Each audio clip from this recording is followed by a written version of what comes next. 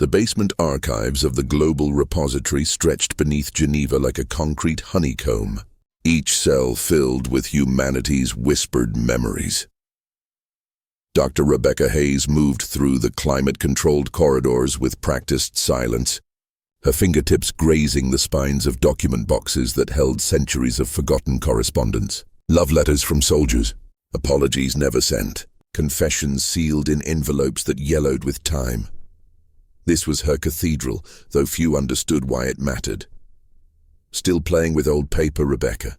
The voice echoed from the entrance, carrying the particular confidence of someone who worked with telescopes pointed at infinity rather than microscopes focused on the past. Dr. Marcus Verne descended the stairs, his tablet glowing with equations she couldn't pass. He was everything Geneva celebrated: brilliant, published, leading humanity's most ambitious project, the First Contact Initiative. For 3 years, his team had been broadcasting messages into space, mathematical proofs and scientific achievements meant to announce humanity as worthy of cosmic attention. "Cataloging," Rebecca corrected softly, not looking up from the 19th century letter she was examining. "This is from a lighthouse keeper to his daughter. He's describing the color of dawn. It's beautiful," Marcus smiled, but it was the smile of someone humoring a child.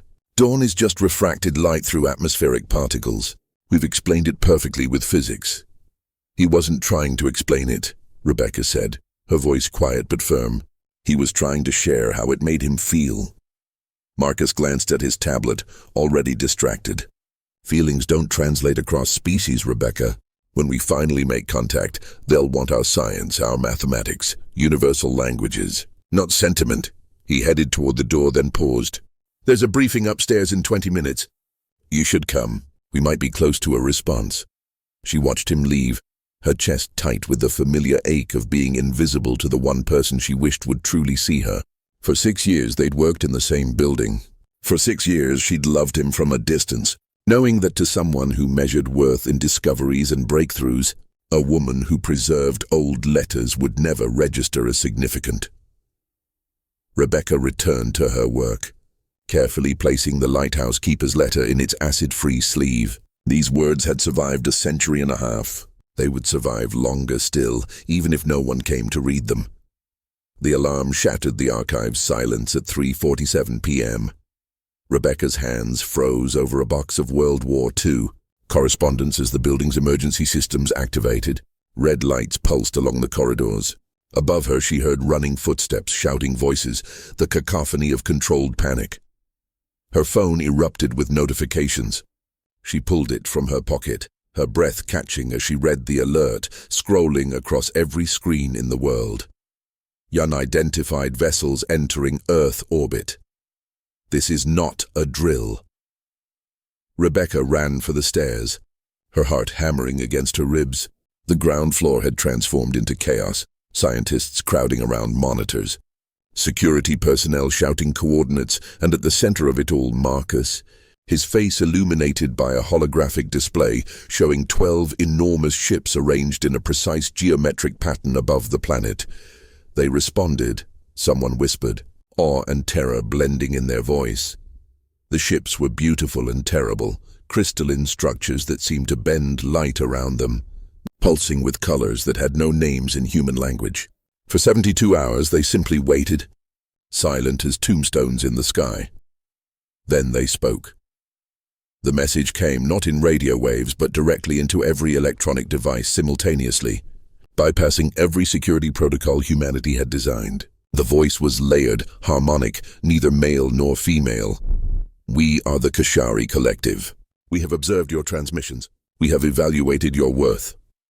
Marcus stood before the communication array, dozens of scientists surrounding him. "This is Dr. Marcus Verne of Earth's First Contact Initiative. We welcome dialogue. We offer our knowledge, our discoveries, your mathematics are adequate." The Kashari interrupted. "Your physics are elementary. Your technology is infantile." There was a pause that felt like the universe holding its breath. "Your emotional displays are primitive. You broadcast feelings like disease. You cling to sentiment like weakness. You are disappointing." Rebecca felt the room deflate.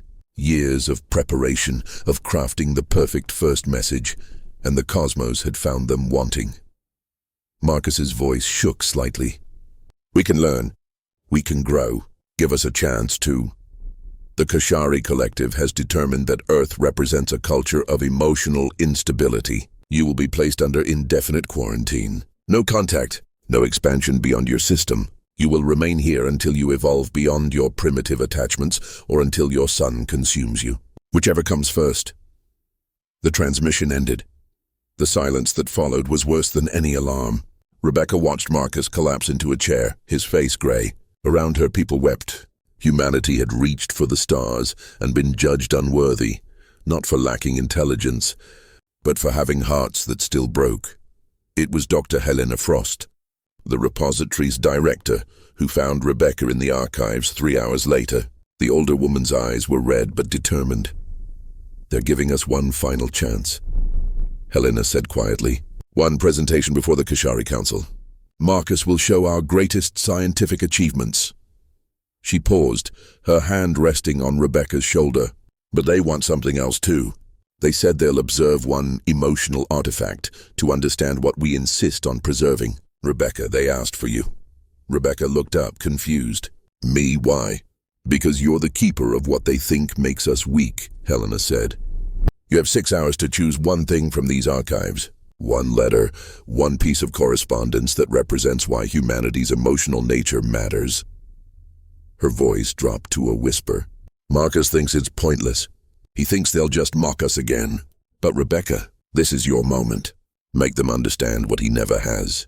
As Helena left, Rebecca stood alone among the million letters of the dead, carrying the weight of a living world. Somewhere above, the Kashari waited to judge humanity's heart. And somewhere in this vast archive was the one letter that might save them all. Rebecca's hands trembled as she moved through the archives, pulling boxes with mounting desperation. The weight of 8 billion lives pressed against her chest, making each breath feel stolen. She had catalogued thousands of letters, declarations of love, final goodbyes, apologies that arrived too late. Any one of them held beauty, but which held truth powerful enough to pierce the armor of a civilization that had abandoned feeling. She rejected a letter from Napoleon to Josephine, too grand, too performative. She set aside correspondence from famous authors, too polished, too aware of posterity. The Keshari had called emotions primitive. They needed to see emotion in its rawest, most undeniable form. At 11:34 p.m., with 3 hours remaining, Rebecca found it. The envelope was thin, the paper cheap wartime stock that had barely survived 80 years. The return address read, Pavi James Whitmore, 29th Infantry Division. It was postmarked June 5, 1944, the night before D-Day, before thousands of young men would storm beaches that would become their graves.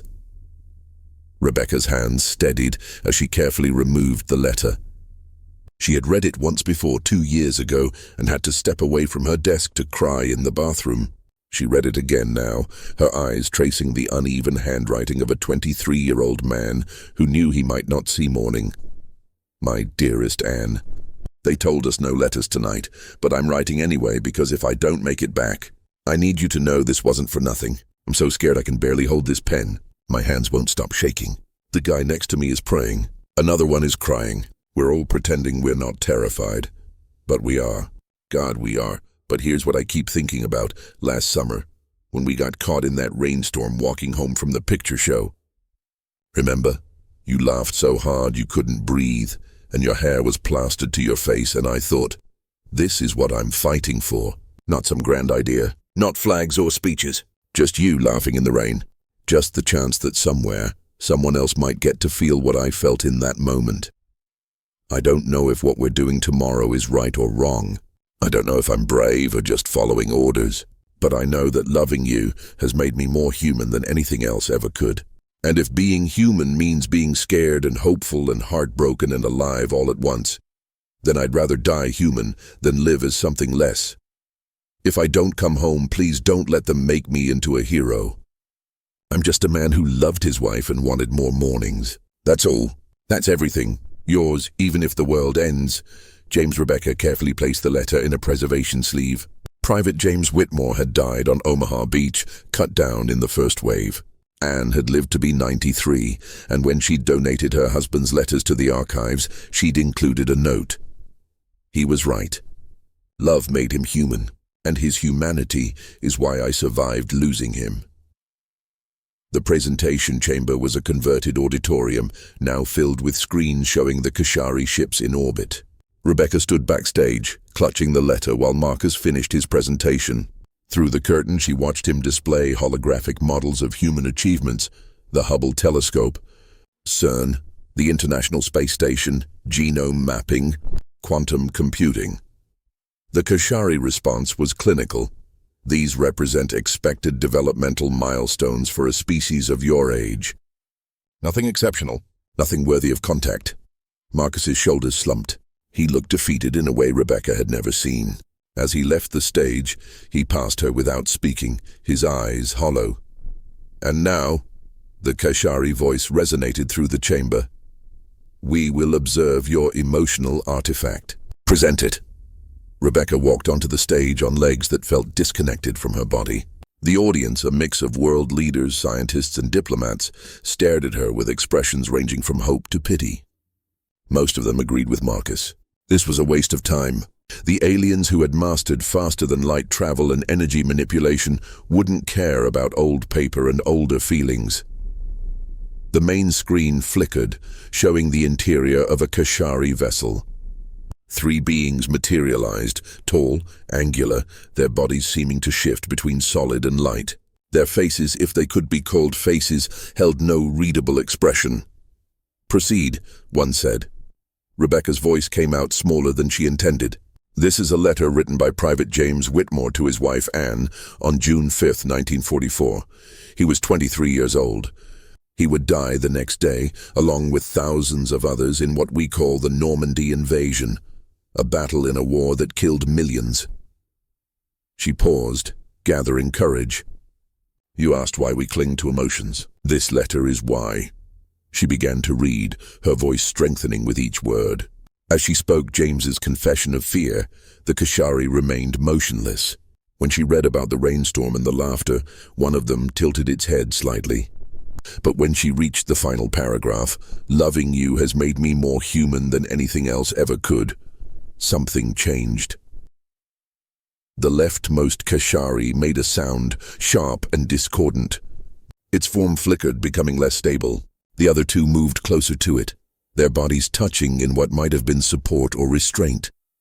Stop, the center Kashari commanded, but its voice had changed. Something threaded through it that hadn't been there before, a crack in the perfect harmony. Rebecca lowered the letter. The chamber had gone completely silent. The flickering Kashari spoke, and its words came haltingly, as if each one caused pain. Remember, we had this once. Before the optimization, before we engineered away the weakness. Its form pulsed with colors that seemed wrong, discordant. We removed love because it made us inefficient. We removed grief because it slowed progress. We removed joy because it distracted from purpose. The second Kashari continued, and Rebecca realized with shock that it was struggling with something like emotion. For 3,000 years, we have conquered galaxies. We have built wonders. We have achieved perfect logic. A pause that felt eternal. And in those 3,000 years, we have not created a single new Kashari life. We stopped reproducing. We stopped connecting. We are immortal and we are dying. We didn't understand why until the third Kashari's voice was barely a whisper. Until we heard you read those words and felt something break inside us that we thought we had successfully destroyed.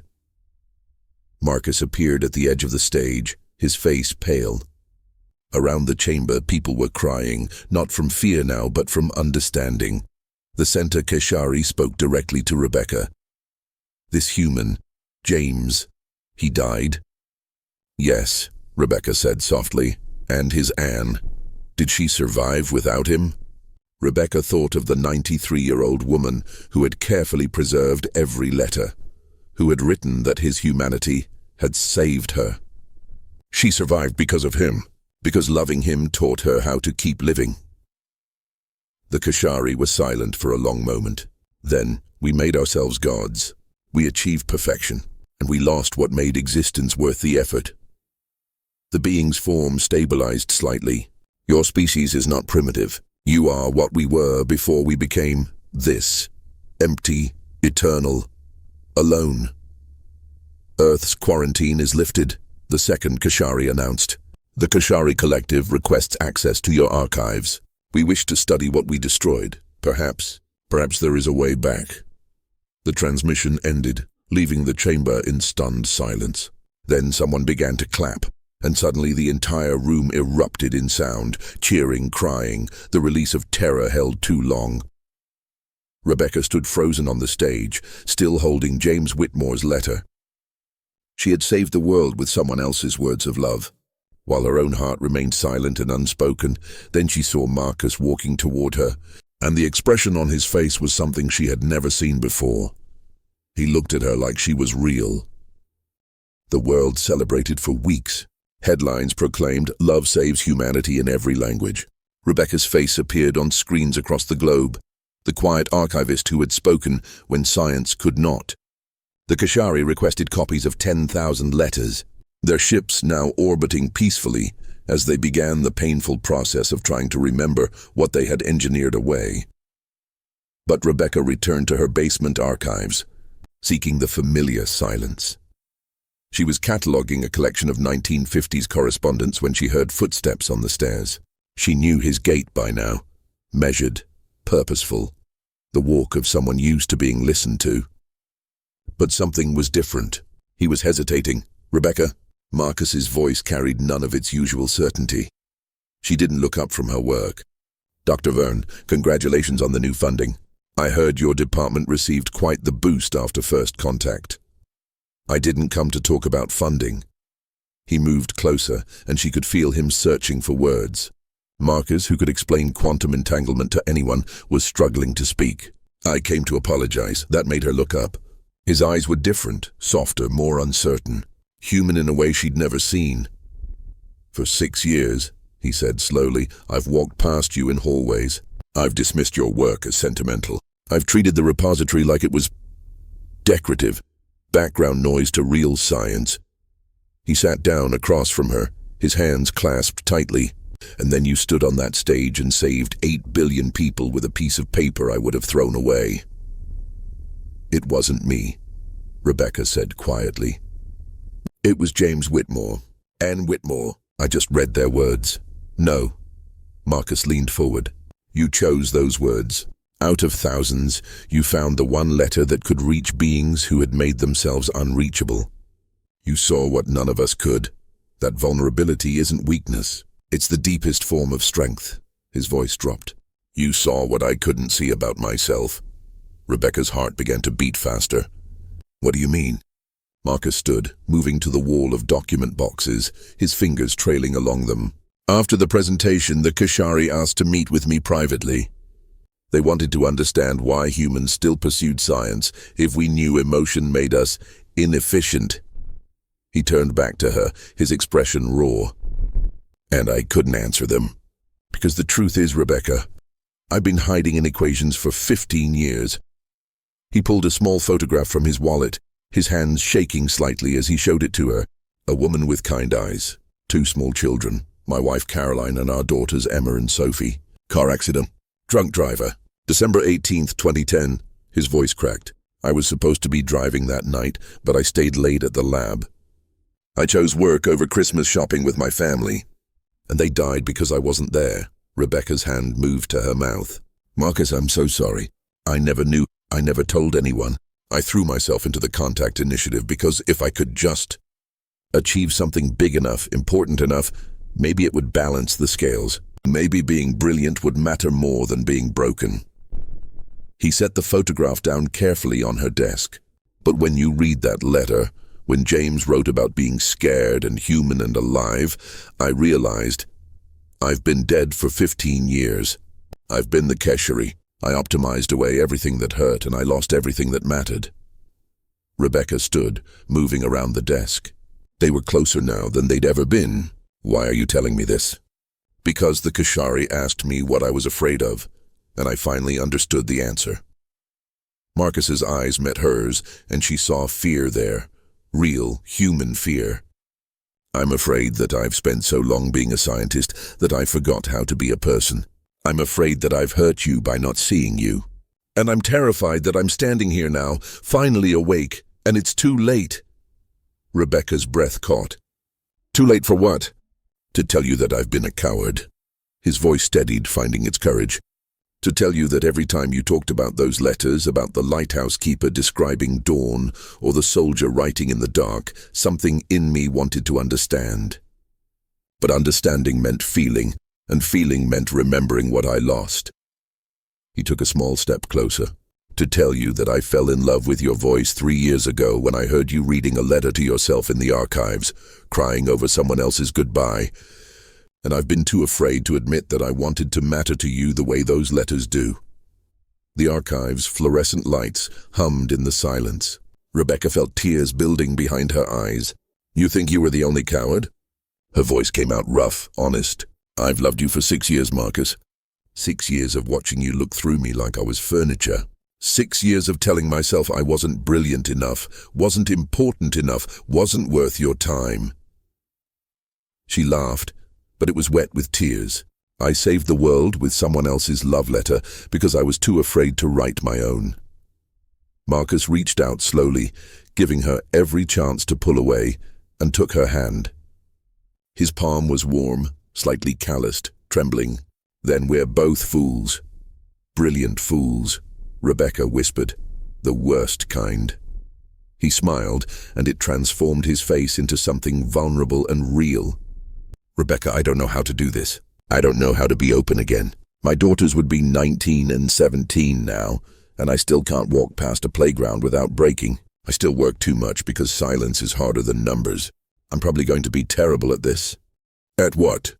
She asked, though she knew. At loving you the way you deserve. His thumb traced circles on her palm. But I want to try. I want to be as brave as James Whitmore, writing his letter in the dark. I want to be as human as you've always been. He paused, his eyes searching hers. If you'll let me, if it's not too late. Rebecca thought about all the letters she'd preserved, the apologies that arrived after funerals, the confessions that came decades too late, the love that went unspoken until speaking no longer mattered. She thought about Anne Whitmore, who had 93 years of life, but only a handful of years with the man she loved, and who had said that was enough. That love, even when cut short, was worth the grief that followed. It's not too late, Rebecca said. But I have conditions. Marcus's expression turned serious. Anything. No more dismissing feelings as primitive. No more hiding in work when things get hard. And Marcus, her voice strengthened. You don't have to be brilliant all the time. You just have to be here, really here. I can do that, he said. I want to do that. He raised their joined hands, pressing her knuckles gently to his lips. I want to learn how to describe dawn like it matters. I want to understand why preserving old paper is preserving humanity itself. His voice broke slightly. I want to introduce you to Caroline and Emma and Sophie. Not the way I've been doing it, keeping them locked away like archived grief, but really introduce you, because I think they'd have loved you, and I think loving you doesn't mean forgetting them. Rebecca pulled him closer, her free hand touching his face, feeling the wetness of tears on his cheeks. Tell me about them. And there, in the basement archive, surrounded by centuries of human hearts transcribed onto paper, Marcus began to speak. He told her about Caroline's terrible singing voice and how she sang anyway, about Emma's obsession with dinosaurs and Sophie's fear of butterflies, about the last Christmas they never had, and the guilt that had haunted him for 15 years. Rebecca listened, her hand holding his, and when he finished she said, Write it down. All of it, every memory. It belongs in these archives, as much as any soldier's letter or lighthouse keeper's dawn. Your love matters, Marcus. Your grief matters. Your family matters. Will you help me? He asked. I don't know how to put it into words. Yes, she said simply. That's what I do. They stood there as the hours passed, talking in the way people do when they're finally being honest. Marcus told her about the nightmares that still came. Rebecca told him about her parents who had wanted her to be a doctor, not a glorified librarian. They shared their fears and failures, their small joys and large regrets. They became real to each other in the way the Keshari had forgotten how to be real, messy, imperfect, beautifully human. When dawn came, filtering through the archive's small windows, Marcus looked at the light and said, "It's refracted through atmospheric particles. But it's also the color of hope, isn't it?" Rebecca smiled, her hand still in his. "Now you're learning." 1 year later, the Institute for Emotional Intelligence and Scientific Research occupied the old repository building, expanded now to 3 times its size. The Keshari had funded it, along with 50 other nations, recognizing that understanding emotion was as crucial as understanding physics. Rebecca stood in her new office, no longer a basement, but a room with windows that overlooked Geneva's lake. Marcus had the office next door. They'd decided early on not to work in the same space. They both needed room to be themselves before they could be together, but every day at noon, they met for lunch, and every evening they walked home together, and every night, one of them would read something aloud, a letter from the archives, a passage from a book, or lately, entries from the journal Marcus had started writing about Caroline, Emma, and Sophie. Today was different, though. Today was their wedding. The ceremony was small, held in the archive's main hall, surrounded by the preserved voices of millions who had loved before them. Rebecca wore a simple dress. Marcus wore a suit that Caroline had helped him pick out 20 years ago, altered now to fit the man he'd become. They had written their vows the old-fashioned way, by hand, on paper, with fountain pens that sometimes smeared. When the moment came, Rebecca pulled her letter from her pocket. Her voice was steady, clear, certain. "Marcus, you once told me that feelings don't translate across species. You were wrong. Feelings translate across everything, time, space, even death. Love is the only truly universal language." She looked at him, this man who had learned to be broken and whole at the same time. "I promise to preserve your heart the way I preserve these letters. I promise to read you clearly, even when your handwriting gets messy. I promise that when you forget how to be human, I'll remind you. And I promise that your first family will always have a place in our story, because they're part of what made you who you are." Marcus unfolded his own letter, his hand steady now. "Rebecca, you taught me that vulnerability is strength, that grief and love are 2 sides of the same coin, that being brilliant means nothing if you're not brave enough to be real." His voice deepened with emotion. "I promise to see you, not just look at you, but truly see you every single day. I promise to value feelings as much as facts. I promise that when the work calls, I'll remember that you're my home. And I promise," he smiled through tears, "I promise to always ask you what color the dawn is, because your answer will always be better than mine." They exchanged rings, simple bands engraved with a line from James Whitmore's letter, "Yours, even if the world ends." When they kissed, the small crowd erupted in applause. Among the guests were representatives from the Keshari collective, their forms more stable now, learning slowly to feel again. One of them had confided to Rebecca that they were naming their restoration project the Whitmore Initiative. A 23-year-old soldier's words, written in the dark before his death, had saved not 1 world but 2. That evening, as Rebecca and Marcus stood on their apartment balcony watching the sunset, he pulled out a notebook. "What's that?" she asked. "I'm starting a new project," he said. "Letters to you, 1 for every day we're together, so that if anything ever happens, you'll have them. You'll know." Rebecca leaned against him, feeling the solid warmth of him, the reality of this love they'd almost been too afraid to claim. "Read me the first one." Marcus opened the notebook and began. "My dearest Rebecca, today I married the woman who taught me that being human is not a weakness to overcome, but a gift to celebrate. I'm still scared sometimes. I still have nightmares.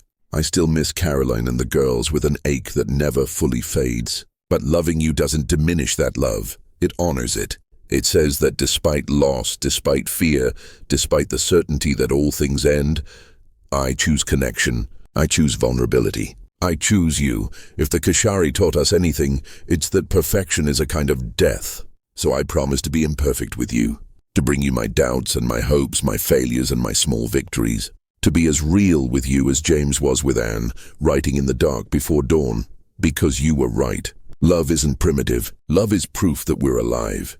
Yours even if the world ends. Marcus Rebecca wiped tears from her eyes, then took the pen from his hand. My turn to write tomorrow? Every other day, he said. We'll fill volumes. Above them, the Kashari ships glimmered in orbit, learning to feel again. Around them, the city of Geneva glowed with evening light, and between them, two people who had nearly lost each other to fear began writing their own story, one honest word at a time. The aliens had laughed at Earth's emotional weakness, but in the end, that weakness had proven to be humanity's greatest weapon. Not because it destroyed empires, but because it built something those empires could never create. Connection. Meaning. Love. Two people brave enough to be vulnerable, and a letter that would last forever.